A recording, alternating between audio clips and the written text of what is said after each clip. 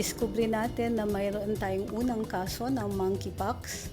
Mao ka na ang gibutyag ni Press Secretary Trixie Cruz Angeles sa membro sa Malacañang Press Corps kaganihang buntag. Tinuod, nakasulod na ang monkeypox sa Pilipinas ug ang pasyente naayo na ana-ana karon sa ilang balay apan ang iyang napulo ka kauban naa sa isolation facility. Mato ni Dr. Beverly Hu sa Department of Health. The DOH detects the first confirmed case of monkeypox in the Philippines.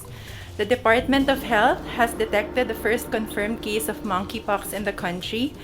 The case is a 31-year-old Filipino national who arrived from abroad last July 19. The case had prior travel to countries with documented monkeypox cases.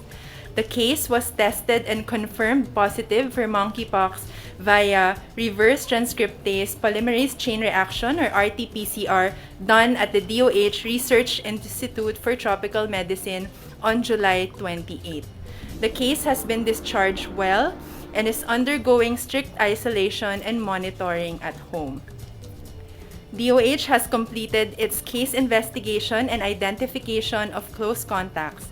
10 close contacts were recorded, of which 3 were from the same household. All have been advised to quarantine and are being monitored by the department. The DOH assures everyone that our public health surveillance systems are able to detect and confirm monkeypox cases. Sa Estados Unidos, mukabat na sa 3,600 ka mga residente ang kumpirmadong natakdan sa monkeypox. Wala pa nakadesisyon si President Joe Biden kung ideklara ba kini sa iyang administrasyon nga usa ka outbreak apan giklaro niini nga problema na sa ilang nasud ang kaso sa monkeypox. Unsa ba ang hinungdan sa monkeypox? Monkeypox is caused by a different microorganism. It's different from COVID-19. Investigation of recent monkeypox cases in other non-endemic countries indicate potential transmission through sexual contact. It spreads mostly by intimate sexual contact with those who have rashes or open lesions. It is not like COVID-19 that spreads mostly through air. While it is now a public health emergency of international concern, everyone can actually help prevent and spread the spread of monkeypox. We minimize close sexual contact with suspected cases, especially those with rashes or open wounds. Keep our hands clean, wear face masks, cover cough using our elbow, and continue to choose areas with good ventilation or airflow.